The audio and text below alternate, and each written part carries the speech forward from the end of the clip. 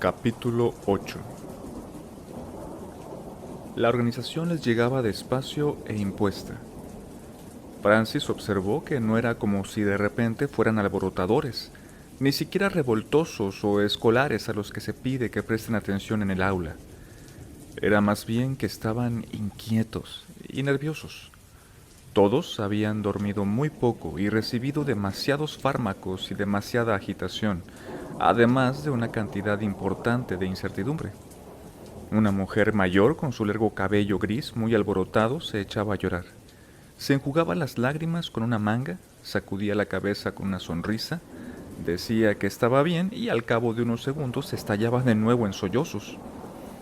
Uno de los hombres de mediana edad y mirada dura, que había sido marino en un pesquero y llevaba el tatuaje de una mujer desnuda en el antebrazo, lucía una expresión furtiva e inquieta, y no dejaba de revolverse en la silla para comprobar la puerta situada tras él, como si esperara que alguien se colara sigilosamente en la sala.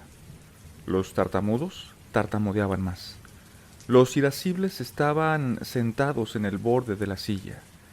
Los que solían llorar parecían más dispuestos a derramar lágrimas. Los que permanecían mudos se habían sumido más en el silencio. Incluso Peter, el bombero, cuya tranquilidad solía dominar las sesiones, tenía problemas para mantenerse quieto, y más de una vez encendió un cigarrillo y se paseó alrededor del grupo. A Francis le recordó a un boxeador que momentos antes del combate se relaja en el cuadrilátero lanzando derechazos e izquierdazos a mandíbulas imaginarias, mientras su contrincante real espera en el otro rincón. Si Francis hubiera sido un veterano del hospital psiquiátrico, habría reconocido un aumento considerable de los niveles de paranoia en muchos pacientes. Era algo todavía no expresado, como una tetera que se va calentando para hervir el agua. Todavía no había empezado a silbar, pero aún así era perceptible, como un mal olor una tarde calurosa. Sus propias voces interiores pedían atención a gritos, y necesitó la fuerza de voluntad habitual para acallarlas. Los músculos de los brazos y del estómago se le tensaban, como si quisieran prestar ayuda a los tendones mentales que él estaba utilizando para controlar la cacofonía de voces. Creo que deberíamos abordar los hechos de la otra noche, sugirió Evans. Llevaba puestas las gafas de lectura, que dejaba resbalar por la nariz para mirar por encima a los pacientes. Francis pensó que Evans era una de esas personas que hace una afirmación que parece sencilla, como la necesidad de abordar precisamente lo que dominaba los pensamientos de todo el mundo, pero da la impresión de querer decir algo completamente distinto. Parece que todos están pensando en ello. Un hombre se cubrió la cabeza con la camisa y se tapó los oídos con las manos. Los demás se removieron en los asientos. Nadie contestó enseguida. Y el silencio que se abatió sobre la sala dio a Francis la impresión de ser consistente e invisible, como el viento que hincha las velas de un barco. Pasado un momento, lo rompió al preguntar: ¿Dónde está el arguirucho? ¿A dónde lo han llevado? ¿Qué han hecho con él? Evans se recostó en la silla, aliviado, al parecer, de que las primeras preguntas fueran tan fáciles de responder. El arguirucho fue transportado a la cárcel del condado. Estará 24 horas en la observación en una celda de aislamiento. El doctor Gulpilil fue a verlo esta mañana para asegurarse de que recibía la medicación adecuada en su dosis correcta. Está bien. Está un poco más tranquilo que antes del incidente. El grupo tardó un momento en asimilar esta afirmación. Fue Cleo quien planteó la siguiente pregunta. ¿Por qué no lo traen de vuelta aquí? Es aquí donde debe de estar, y no encerrado en una cárcel sin sol, y puede que con un puñado de criminales. Malditos. Violadores y ladrones seguro. Pobre larguirucho, en manos de la policía. ¡Malditos fascistas! Porque lo acusan de un delito, respondió el psicólogo con rapidez. A Francis le pareció extraño que evitara la palabra asesinato. Pero hay algo que no entiendo, terció Peter en una voz tan queda que todo el mundo se volvió hacia él. Larguirucho está loco, y ayer estaba más loco aún. ¿Cuál es la palabra que a usted le gusta usar? Descompensado, respondió el señor del mal con frialdad. Una palabra de lo más tonta, espetó Cleo enfadada. Una palabra tonta, idiota y totalmente inútil. Bien, prosiguió Peter. Larguirucho atravesaba una crisis. Todos nos dimos cuenta. A lo largo del día fue empeorando y nadie hizo nada por ayudarlo, hasta que explotó. Ahora bien, si estaba aquí, en el hospital, por ese motivo, ¿cómo lo pueden acusar?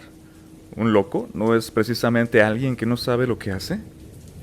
Evans asintió, pero se mordió el labio antes de contestar. Esa es una decisión que deberá tomar el fiscal del condado. Hasta entonces, Larguirucho se quedará donde está. Bueno, creo que deberían traerlo aquí, donde están sus amigos, insistió Cleo, enojada aún. Ahora solo nos tiene a nosotros. Somos su única familia. Hubo un murmullo general de asentimiento. ¿No podemos hacer algo?, preguntó la mujer del pelo alborotado. Ese comentario provocó también asentimientos farfullados. Bueno, dijo el señor del mal, creo que deberíamos seguir abordando los problemas que nos trajeron aquí. Si nos esforzamos por mejorar, quizás encontremos una forma de ayudar al Larguirucho. ¡Malditos ineptos!, gruñó Cleo con indignación. ¡Malditos descerebrados! Francis no sabía muy bien a quién se refería Cleo, pero estuvo de acuerdo con las palabras que había elegido. Cleo tenía la habilidad de una emperatriz de llegar al punto de la cuestión de una forma imperiosa. Empezaron a oírse improperios y juramentos.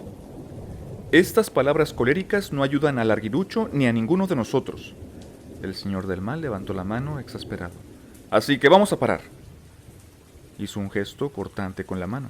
Era la clase de movimiento que Francis se había acostumbrado a ver en el psicólogo y que subrayaba una vez más quién estaba acuerdo y, por lo tanto, quién estaba al mando. Y, como de costumbre, tuvo un efecto intimidador. El grupo refunfuñando se recostó en las sillas y el breve instante que podía haber acabado en una abierta rebelión se disolvió en el aire viciado de la sala. Francis vio que Peter se mantenía firme, con los brazos cruzados y el entrecejo fruncido. Pues yo creo que no hemos usado las suficientes palabras coléricas, soltó por fin, no en voz alta, pero con determinación. Y no entiendo por qué eso no va a ayudar al Larguirucho. ¿Cómo saber que podría ayudarlo o no en este momento? Creo que deberíamos protestar aún más. Seguramente tú lo harías, replicó el señor del mal, girándose en su asiento. Ambos hombres se observaron un momento y Francis vio que estaban al borde de un enfrentamiento físico. Pero casi con la misma rapidez, todo cambió porque el señor del mal se volvió y giró. Deberías reservarte tus opiniones. Estás mejor callado. Era una afirmación desdeñosa y dejó helado al grupo. Francis vio que el bombero buscaba una réplica, pero en ese momento se oyó un ruido en la puerta de la sala. Todas las cabezas se volvieron cuando se abrió. Negro Grande entró lánguidamente y por un instante llenó el umbral con su corpulencia, ocultando a quien le seguía. Se trataba de la mujer que Francis había visto por la ventana al principio de la sesión. Tras ella, a su vez, iba a tomapastillas y por último, Negro Chico. Los auxiliares adoptaron posiciones de centinela junto a la puerta. «Señor Evans», dijo Gulpli, «lamento interrumpir la sesión». «No se preocupe», respondió el señor del mal. «Ya estábamos a punto de terminar». Francis tenía la certeza de que estaban más al principio que al final de algo, pero de hecho no escuchó el intercambio entre los dos terapeutas. En lugar de eso, observó a la mujer que, ofreciéndole su perfil derecho, esperaba flanqueada por los hermanos Mosés. Tuvo la impresión de ver muchas cosas, todas a la vez. Era esbelta y muy alta, de casi 1,80 m, y rondaba los 30 años. Tenía la piel de color cacao, de una tonalidad parecida a las hojas de roble que caen en otoño, y sus ojos presentaban un aspecto ligeramente oriental. El cabello, de un negro azabache, le llegaba más abajo de los hombros. Debajo del impermeable color habano, llevaba un traje chaqueta azul. Sujetaba la cartera de piel con unos dedos largos y delicados, y contemplaba la sala con una determinación que habría calmado hasta al paciente más descompensado. Era casi como si su presencia silenciara los delirios y los temores que ocupaban cada asiento. Al principio, Francis la consideró la mujer más hermosa del mundo, pero entonces ella se volvió un poco y él vio que tenía el lado izquierdo del rostro desfigurado por una larga cicatriz blanca que le partía la ceja y le recorría la mejilla en zigzag para terminar en la mandíbula. La cicatriz le causó el mismo efecto que el péndulo de un hipnotizador. No podía apartar los ojos de esa línea irregular que le bisecaba la cara. Se preguntó por un momento si no sería como mirar la obra de un artista desquiciado que, abrumado ante una perfección inesperada, hubiera decidido tratar su propio arte con absoluta crueldad. ¿Quiénes son los dos hombres que encontraron el cadáver de la enfermera?, preguntó dando un paso al frente y su ronca voz pareció atravesar a Francis. «Peter, Francis», llamó el doctor Gulpilil. «Esta señorita ha conducido desde Boston para hacerles algunas preguntas. ¿Podrían acompañarnos a mi despacho para que pueda hablar con ustedes como es debido?» Francis se puso en pie y en ese instante fue consciente de que Peter observaba con la misma intensidad a la joven. «Yo te conozco», musitó Peter como para sí.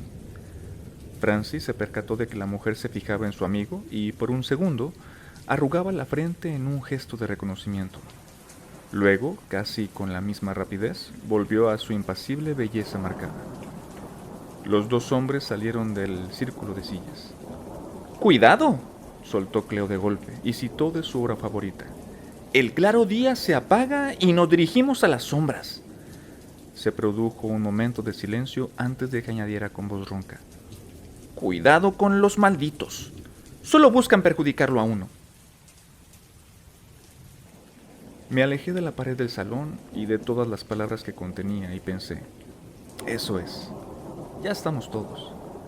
A veces la muerte es como una ecuación algebraica, una larga serie de factores X y valores Y, multiplicados y divididos, sumados y restados hasta que se obtiene una solución simple, pero espantosa, 0. Y en aquel momento la fórmula estaba escrita. Cuando llegué al hospital tenía 21 años y nunca me había enamorado. Aún no había besado a una chica, ni sentido la suavidad de su piel. Eran un misterio para mí, cumbres tan inalcanzables e inaccesibles como la cordura. Aún así llenaban mi imaginación. Habían tantos secretos, la curva del pecho, el esbozo de una sonrisa, la base de la espalda al arquearse con un movimiento sensual. No sabía nada y lo imaginaba todo. En mi loca vida había muchas cosas fuera de mi alcance. Supongo que debería haber sabido que me enamoraría de la mujer más exótica que conocería en mi vida.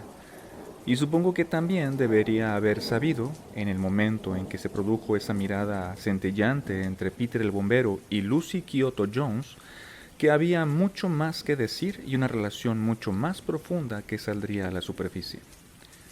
Pero era joven, y lo único que vi fue la presencia repentina de la persona más extraordinaria que había visto en mi vida. Parecía brillar como las lámparas de lava que tanto éxito tenían entre los hippies y los estudiantes. Una forma en movimiento y fusión constante que fluía de una forma a otra. Lucy Kyoto Jones era fruto de la unión entre un militar estadounidense negro y una mujer estadounidense de origen japonés. Su segundo nombre correspondía a la ciudad natal de su madre. De ahí los ojos en forma de almendra y la piel color cacao. De lo referente a la licenciatura de Derecho por Stanford y Harvard me enteraría más adelante. También me enteraría más adelante de lo de la cicatriz en la cara, porque la persona que le dejó esa marca y la otra, más profunda y menos evidente, le hizo seguir el camino que la condujo hasta el Hospital Estatal Western con preguntas que pronto gustarían muy poco.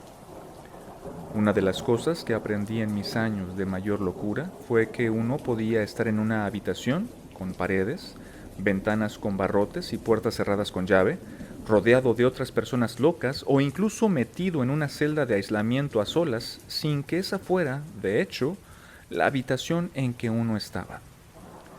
La habitación que uno ocupaba de verdad la componían la memoria, las relaciones y los acontecimientos, toda clase de fuerzas invisibles, a veces delirios, a veces alucinaciones, a veces deseos, a veces sueños y esperanzas o ambición.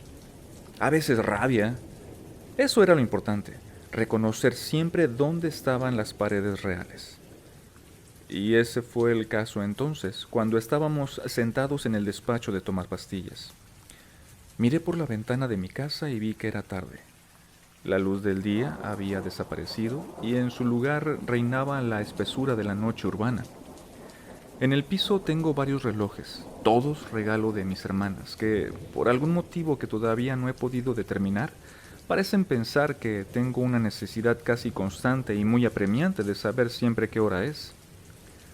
Pensé que las palabras eran la única hora que necesitaba en este momento, así que me tomé un respiro para fumarme un cigarrillo mientras reunía todos los relojes y los desenchufaba de la pared o les quitaba las pilas para que dejaran de funcionar.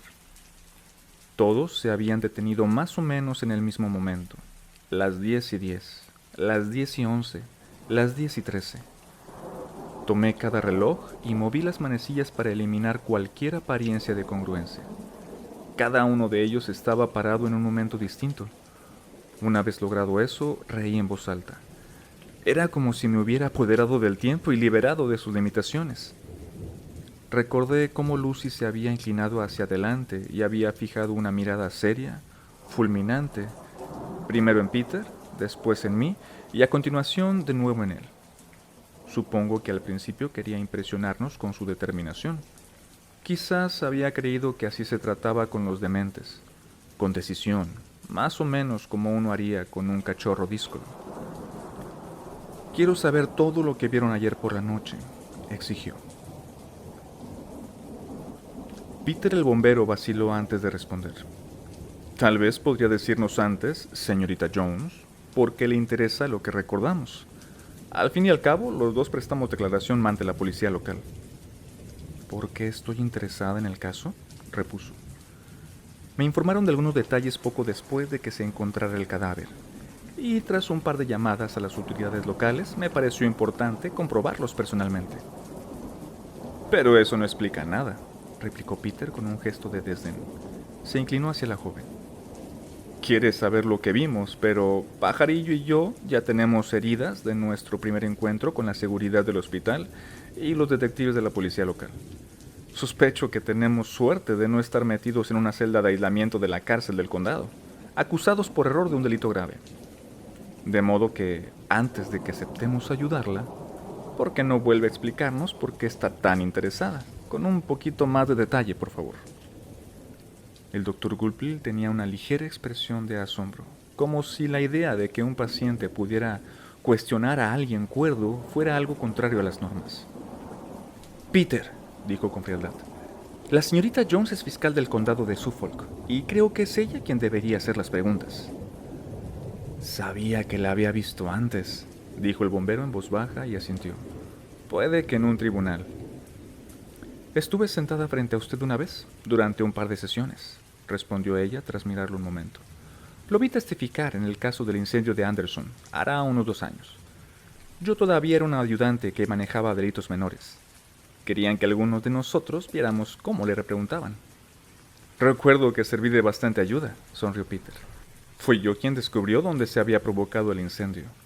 Fue bastante inteligente poner una toma de corriente al lado del lugar del almacén donde se guardaba el material inflamable, de modo que su propio producto avivara el fuego. Fue necesaria cierta planificación, pero eso es fundamental para un pirómano, planear. La consecución del fuego forma parte de la emoción. Es como se logra uno bueno. Por eso nos pidieron que fuéramos a verlo, explicó Lucy. Porque creían que iba a convertirse en el mejor investigador de incendios provocados de la policía de Boston. Pero las cosas no salieron bien, ¿no es así? Oh, exclamó Peter con una sonrisa más ancha, como si lo que Lucy Jones acababa de decir contuviera algún chiste que Francis no había captado. Podría decirse que sí. Depende de cómo se miren las cosas, como la justicia, lo que está bien y todo eso. Pero no ha venido aquí por mí, ¿verdad, señorita Jones? No, he venido por el asesinato de la enfermera en prácticas.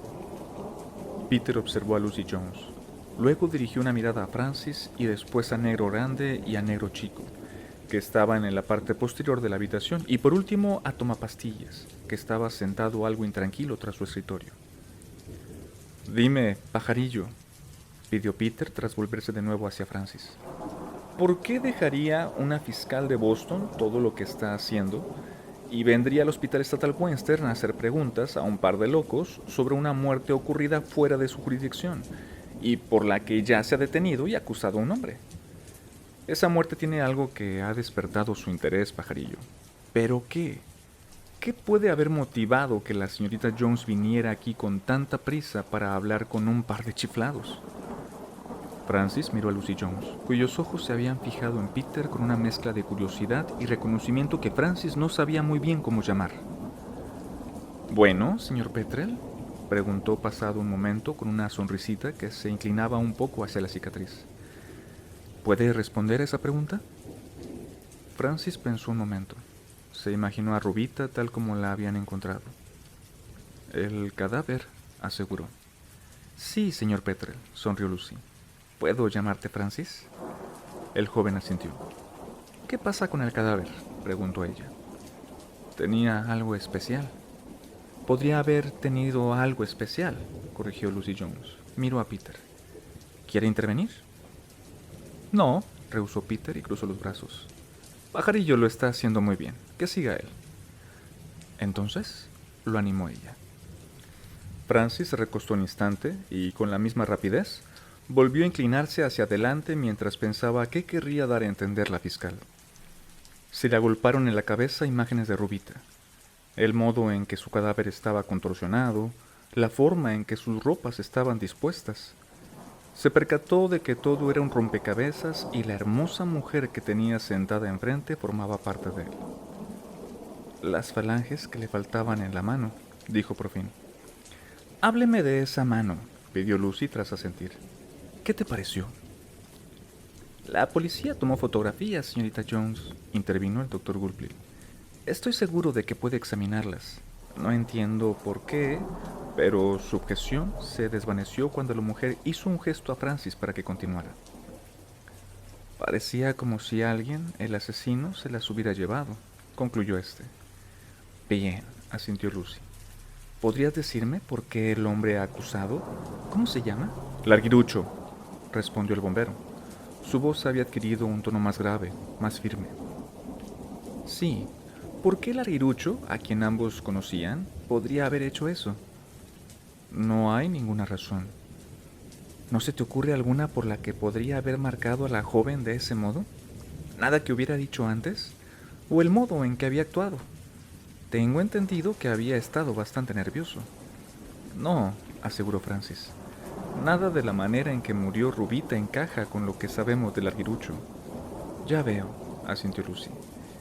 «¿Estaría de acuerdo con esa afirmación, doctor?»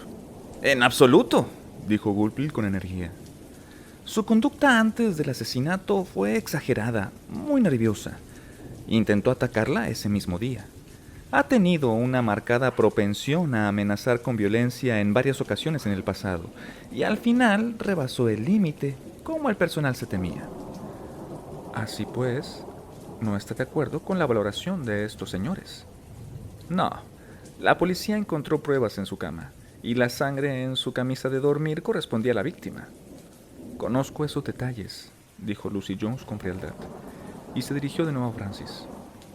«¿Podrías volver a las falanges que faltaban, por favor?», pidió con delicadeza. «¿Podrías describir qué viste exactamente, por favor?» Había 4 falanges probablemente cortadas. Tenía la mano en un charco de sangre. Francis levantó una mano ante su cara, como si quisiera ver cómo sería que le cercenaran la punta de los dedos. Si Larguirucho, su amigo, lo hubiera hecho... «Podría haber hecho ciertas cosas», la interrumpió Peter. «Pero no eso, y sin duda tampoco la agresión sexual». «Eso no lo sabes», replicó el doctor Gulpilil. «Es una mera suposición. He visto la misma clase de mutilaciones y le aseguro que pueden producirse de varias formas, incluso por accidente. La idea de que Larguirucho fuera incapaz de cortarle la mano o que todo ocurrió de algún otro modo sospechoso es una mera conjetura. Veo a dónde quiere llegar con esto, señorita Jones, y creo que la implicación es errónea, además de poder ser perjudicial para el hospital». «¿De veras?», se sorprendió Lucy y se volvió de nuevo hacia el psiquiatra. Esa pregunta no pedía ninguna ampliación. Hizo una pausa y dirigió la mirada a los dos pacientes. Fue a hablar, pero Peter la interrumpió antes de que pudiera hacerlo. ¿Sabes qué, pajarillo? Se dirigió a Francis, pero tenía los ojos puestos en Lucy Jones.